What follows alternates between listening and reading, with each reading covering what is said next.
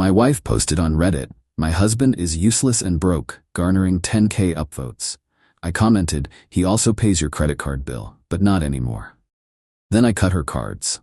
She was scrambling to delete the post when the comments turned against her. Original post. I, 38 male, found out about the post by accident. Total accident.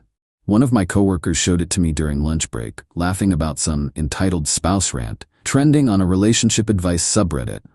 There, on his phone screen, was my life. My marriage. Laid out for 10,000 plus strangers to judge. The username was something generic, but I recognized the details immediately.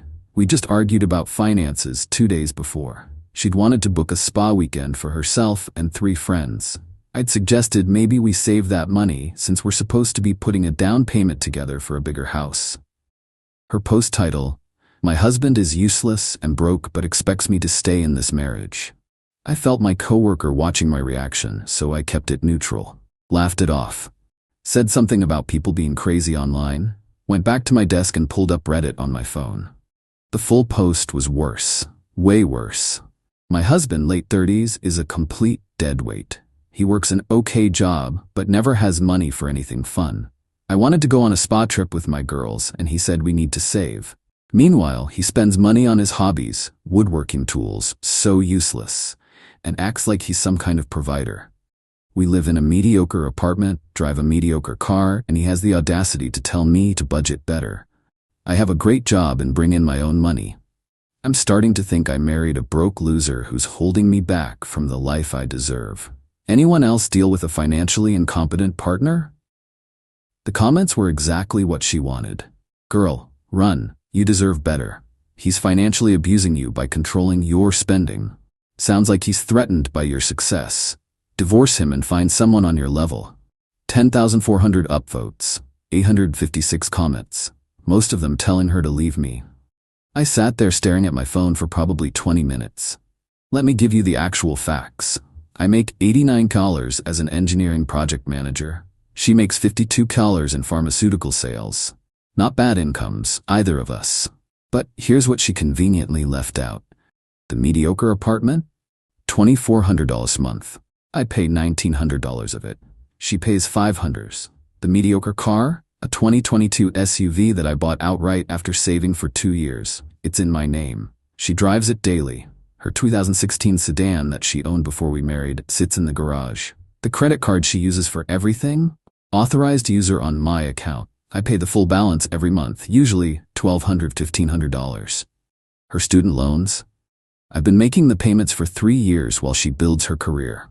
That's $680 a month. The woodworking tools she mocked? I built our entire dining set, coffee table, and bedroom furniture. Saved us probably $4,000. She brings in her money, all right, and spends every penny of it on herself.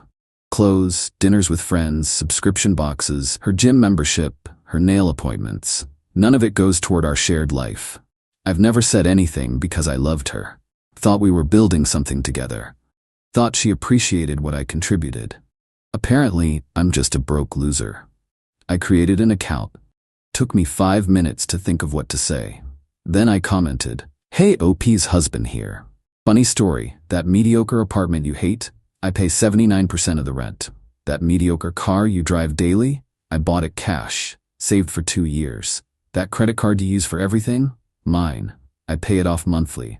Those student loans you haven't mentioned? I've paid them for 3 years, $680 per month. But you're right, I am broke, because I've been funding your lifestyle while you tell the internet I'm useless. Good news though, I also canceled your card about 10 minutes ago. You're welcome to pay your own bills now. Good luck with the spa weekend." I didn't tag her or anything. Just left it there. Then I logged into my credit card account and removed her as an authorized user. Called the company, had them cancel her physical card. Done. Then I went home and cooked dinner like nothing happened. She got home around 7 p.m. Normal greeting. Complained about her day. Asked what was for dinner. I told her pasta was on the stove. Around 8:30 I heard her scream from the bedroom. She came running out with her phone, face red. "Did you comment on my post?" I looked up from my book. "Which post?" "You know which post." "Oh, the one where you called me a broke loser to 10,000 people?" "Yeah," I commented. Seemed fair. You had no right. That was private venting. Private? It's on Reddit. You got 10,000 upvotes and 800 plus comments. That's the opposite of private. Everyone's calling me entitled now. They're saying horrible things. Weird. Yesterday they were telling you to divorce me. She stared at me, mouth open, then looked at her phone again. Did you cancel my credit card? Yup. You can't do that. Just did. It's my card. You were an authorized user. Now you're not. How am I supposed to pay for things? With your great job and your own money. You know, the income you mentioned bringing in? Her face went from red to purple. This is financial abuse. No, this is me stopping financial abuse. You've been using me as a personal ATM for 3 years while telling the internet I'm worthless. I was venting. Everyone vents online. Cool, vent all you want. But you can pay for the privilege yourself now. She tried arguing for another hour. Cried, yelled, threatened to call her mother. I just kept reading my book. The post got deleted around 10 p.m. But the internet is forever. People had already screenshot it. Someone even made a recap post about it. I slept fine that night. She didn't. Update 1, 4 days later, so that blew up bigger than I expected. Thanks for the support, everyone asking for updates. Here's what happened over the last few days. The immediate fallout.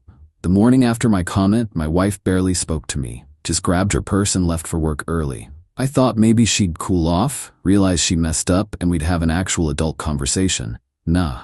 She went straight to her mother. Her mom called me around 2 p.m. that day. Didn't even say hello. How dare you humiliate my daughter publicly? Hello to you too. She's devastated. Do you know what you've done? I responded to a post where she publicly called me useless and broke, with facts. She was just venting to strangers. You made it personal. She made it personal when she shared intimate details of our marriage and finances with 10,000 people. Those internet points don't matter. Your marriage does. Exactly. Which is why I'm confused about why she aired our business online instead of talking to me. She says you're controlling with money. I've paid 80% of our expenses for 3 years, including her student loans, while she spends her entire salary on herself. That's not controlling, that's being a doormat. Her mom sputtered for a minute. Well, marriage is about supporting each other. Agreed. So when does she start supporting me? She hung up on me. The friend group drama. My wife apparently spent the next 2 days calling everyone we know, telling them I financially abused her by canceling her credit card, painting herself as the victim. Most of our friends are mutual, people we met through shared activities or work connections. She expected them to take her side immediately. It backfired spectacularly. Our friend, I'll call her friend A, texted me on day 3. "Hey, your wife just called me crying about you canceling her credit card." I asked why she didn't use her own card, and she couldn't give me a straight answer. Then I remembered she bragged about never using her own money for anything unnecessary. Are you okay? Another couple we're close with reached out. We saw the Reddit post before it got deleted. Someone sent us screenshots. We had no idea you were covering almost all your expenses. Why didn't you tell us? Because I didn't think it mattered. I didn't think my wife was keeping score. Turns out I was the only one not keeping score. The friend group chat that my wife started, ironically, was apparently chaos.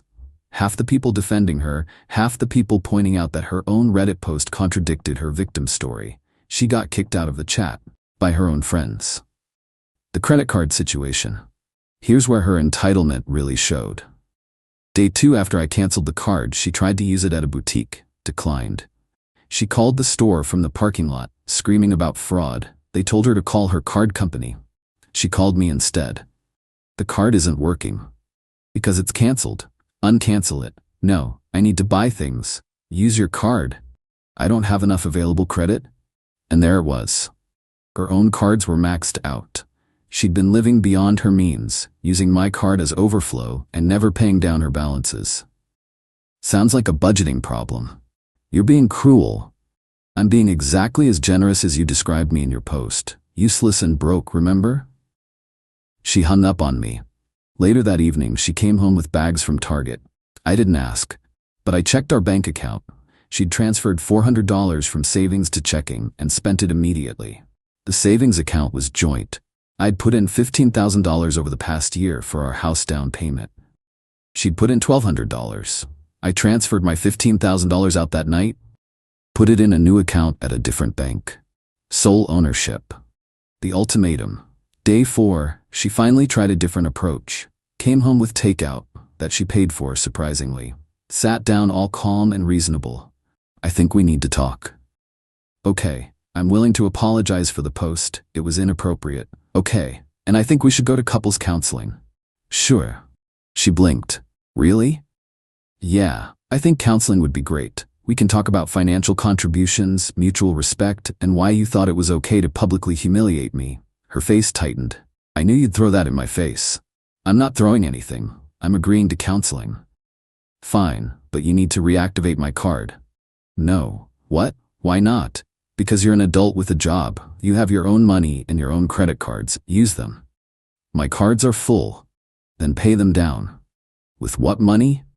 The money you earn, the same money you've been spending exclusively on yourself for 3 years. How am I supposed to pay rent and bills and everything else? And there it was. She'd finally admitted she expected me to keep funding everything. You pay your share, I pay mine like roommates.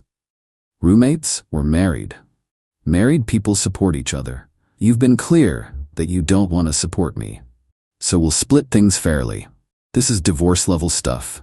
If you want a divorce, file for one. She didn't respond to that, just grabbed her food and went to the bedroom. I'm sleeping on the couch now, not because she asked me to, because I want to. The Reddit aftermath. That recap post about her original thread, it got even bigger. 25,000 plus upvotes. People were dissecting her entitlement, praising my response, and generally roasting her attitude. She knows. She's been doom scrolling, watching strangers validate exactly what I've been feeling for years. Someone even made a TikTok about it. When you call your husband broke, but he's actually bankrolling your entire life, type of thing. It's got like 500K views. She's humiliated, and instead of reflecting on why, she's doubling down on being the victim. Her mother called again, told me I'm ruining her daughter's reputation. I told her that her daughter ruined her own reputation. Still waiting on that counseling appointment. Somehow, I don't think she's actually going to schedule it. Update 2. 2 weeks later. The last 2 weeks have been a masterclass in entitlement. Honestly, didn't think it could get worse. I was wrong. The bill situation. First major issue came when rent was due. I paid my portion, $1,900, into the landlord's portal, and waited. Day 3 after the due date, the landlord called me. Hey, you guys are $500 short on rent. Everything okay? I paid my portion. Right, but the full amount isn't there. My wife needs to pay her portion. Silence. Then, is everything all right with you two? We're working some things out. She'll pay it soon. She's got until tomorrow or I'm charging a late fee. I didn't tell her. Wanted to see if she'd handle it herself. She didn't. Day 4, the landlord called her directly. I heard her on the phone. Yes, I know. I'm sorry. There's been a banking issue. I'll fix it today. She came storming into the living room after. Thanks a lot. Now we're getting charged a $75 late fee. You mean you're getting charged a late fee? This is ridiculous. You always paid rent on time. Because I always paid rent. Now you pay your share. I pay mine. I don't have $575 right now. Should have paid on time then. She actually stomped her foot, like a toddler. You're enjoying this. I'm really not. I'm just done being your personal banker. She paid it. After calling her mother and borrowing the money, which means her mom gave it to her. Because that's what always happens. The car drama. Remember the SUV she drives?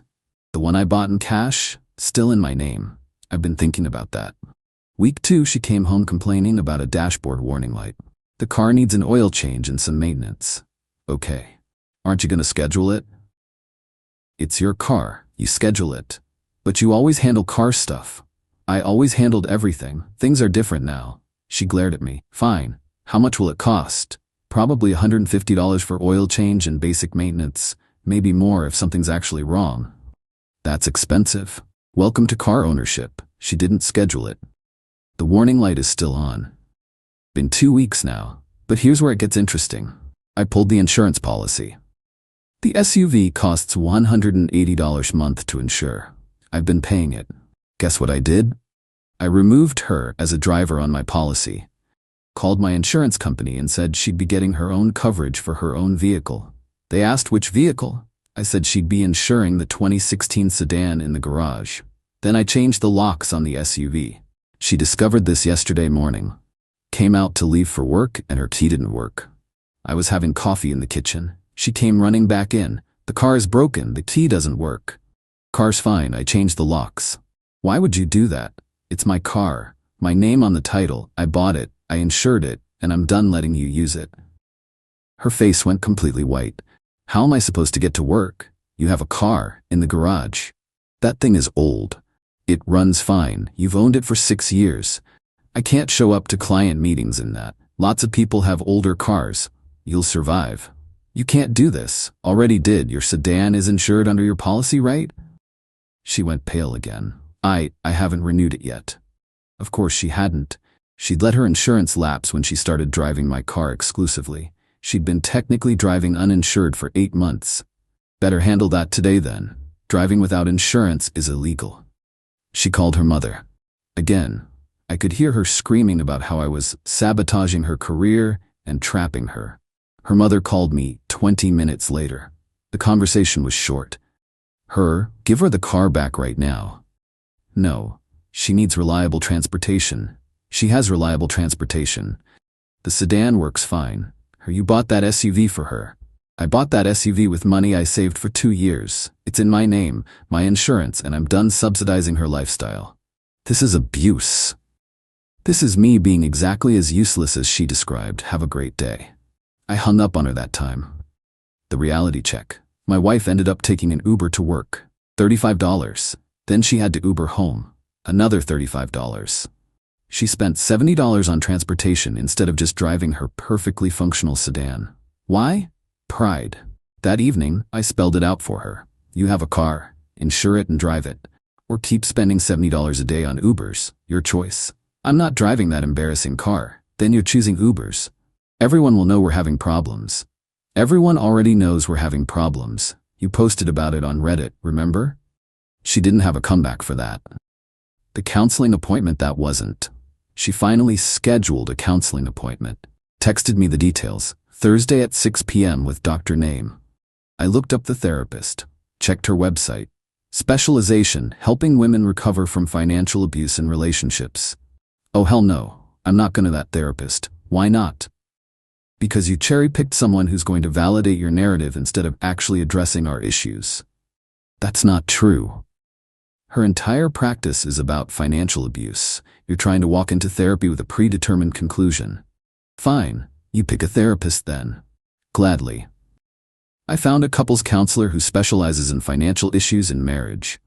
Neutral reviews, no gender-specific bias in their approach, scheduled for next week. Sent her the details. She replied, "This therapist is going to take your side." Based on what? Based on everything. Based on the fact that I've been paying 80% of our expenses for 3 years? No response to that. The friend group collapse. This is where things got really interesting. That friend group I mentioned? It completely fractured. Her close friend, the one who was supposed to go on the spa trip, called me. This was wild. "Hey, I need to tell you something." "Okay?" "Your wife asked me to lie to the counselor about your financial abuse. She wanted me to say I've witnessed you controlling her spending and isolating her." That's... wow. Yeah, I told her no. I've never seen you do anything like that. If anything, I've watched you pay for group dinners while she Venmos herself back for her portion. She does that? Every time. She orders the most expensive thing, then Venmos herself exactly her share from the joint account, leaves you covering the app fee and tip. I had no idea. Anyway, I'm done. I can't be friends with someone who wants me to lie about abuse. That's disgusting. She wasn't the only one who distanced herself. My wife lost 3 close friends in 1 week. All for the same reason. She asked them to back up her financial abuse claims, and they refused. The housing situation. Here's the thing that's been weighing on me. We rent. The lease is in both our names. I can't just kick her out, and I don't want to leave because I like the apartment. But I also can't keep living like this. I told her we have 3 options. 1. Go to counseling together, actually work on this, and figure out a fair financial split going forward. 2. One of us moves out and we separate. 3. We stay here as roommates and split everything 50-50 until the lease is up. She chose option 3. For now, fine by me. I drafted a roommate agreement, listed every expense, split it exactly down the middle. Rent, $1,200 each. Utilities, estimated $100 each. Internet, $50 each. Groceries, individual responsibility. I kept the SUV, she gets the sedan. We each handle our own car insurance, gas, and maintenance. Her portion comes to $350 a month minimum, plus her own food, car expenses, credit card bills, and all her personal spending. She makes $4,300 her month after taxes. This is going to be tight for her. Really tight. She signed it. Had to. Because the alternative was admitting she couldn't afford to live here without me subsidizing her. The current state. It's been 3 days under the new arrangement. She paid her portion of rent, barely. She got insurance for the sedan, $210 a month, higher than she expected because of the lapsed coverage. She's been buying ramen and eating at her mom's house to save on food, and she's absolutely miserable. Yesterday, she tried one more time. This isn't how marriage is supposed to work. You're right, in a real marriage, partners support each other. You made it clear you weren't interested in supporting me. So here we are. I didn't mean it like that. You literally called me useless and broke to 10,000 people. I was frustrated. And I'm done being your ATM. You want a partnership? Act like a partner. You want a divorce? File for one. You want to keep living here as roommates? Then pay your half. She went to her mom's house, again. Been gone for 2 days now. Honestly, the apartment is peaceful without her here. I'm meeting with a divorce attorney next week. Just a consultation, seeing what my options are, because I'm starting to realize something. I don't miss her. I miss the person I thought she was. The counseling appointment is still scheduled. We'll see if she shows up. Update 3. 1 month later, final update, because this chapter is essentially closed now. Here's how everything resolved. The counseling session that changed everything. She showed up to counseling. Late, but she showed up. I thought maybe we'd actually make progress. The counselor started with basic questions. How long married? What brings us here? What are the main issues? I let her go first. Figured she'd rehearsed it. She did not disappoint. Launched into a 10-minute speech about how I'm financially controlling, how I cut her off without warning, how I humiliated her publicly, and how she can't trust me anymore. The counselor took notes, nodded, then turned to me. Your perspective? I pulled out my phone. Showed the counselor screenshots of the original Reddit post, my response, and bank statements from the past year showing payment breakdowns. I paid 80% of our living expenses for 3 years, including her student loans. She spent her entire salary on herself. When she publicly called me useless and broke, I stopped subsidizing her lifestyle. That's the situation. The counselor read everything, took about 5 minutes, then looked at my wife. Is this accurate? My wife squirmed. It's more complicated than that. How so? He makes more money, of course he should pay more. Did you discuss this arrangement beforehand? We didn't need to, that's how it worked. So you unilaterally decided he would cover most expenses while you spent your income entirely on yourself? That's not, we're married. It's supposed to be shared. The counselor looked at the bank statements again. According to this, he shared. You didn't. My wife's face went red. You're taking his side. I'm looking at facts. You're describing financial abuse while the evidence shows you were the primary financial beneficiary in this relationship. She stood up. This is ridiculous. You're biased. I'm objective, which is why I can see that you're upset about losing access to his money, not about the state of your marriage. My wife grabbed her purse and walked out, just left. The counselor looked at me. I'm sorry, but I think you know what you need to do. Yeah, I do. The divorce filing. I filed 3 days later. No point dragging it out. My state is no fault, so the reasons didn't matter legally. But I documented everything anyway. The Reddit post, the bank statements, the credit card history, the evidence of her maxed out personal cards while using mine as overflow. My lawyer looked at everything and said, this is going to be straightforward. You kept finances somewhat separate. You have documentation of who paid what. You don't have kids. She's employed. You'll split any shared assets and go your separate ways. What about alimony?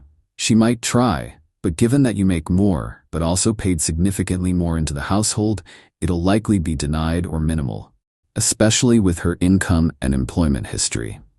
Good. She got served at work, called me immediately. You actually filed? Yup.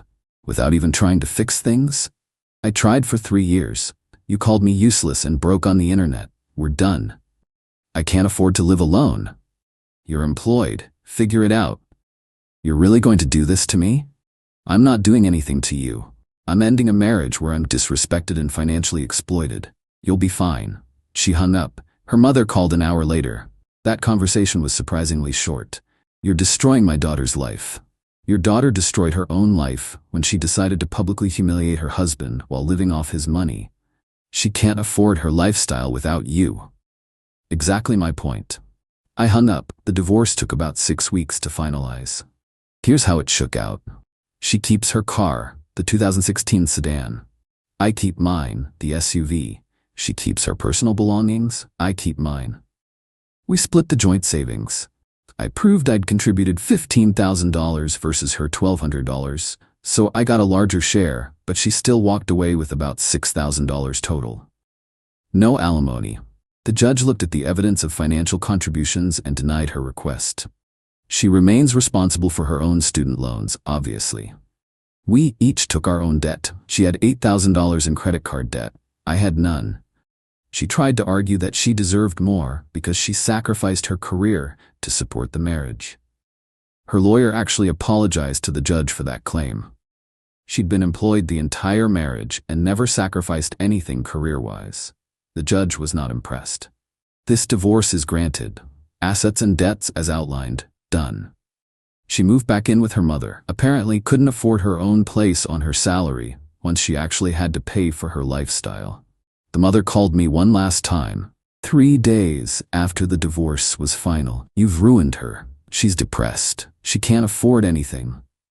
She makes $52,000 a year. That's more than the median household income in this country. She can afford things. She just can't afford the lifestyle she maintained while using me as a bank. You're heartless. I'm realistic. She wanted to be independent. Now she is. Enjoy. I blocked them both after that. That original post still gets referenced sometimes. I've seen it pop up in best of compilations. Remember that woman who called her husband broke and he exposed her in the comments type stuff? She apparently deleted all her social media. Can't handle being that woman. Meanwhile, my life is significantly better. I'm still in the same apartment. She agreed to let me take over the lease. It's peaceful. I decorated it how I want. Built a new bookshelf last weekend with my useless woodworking tools.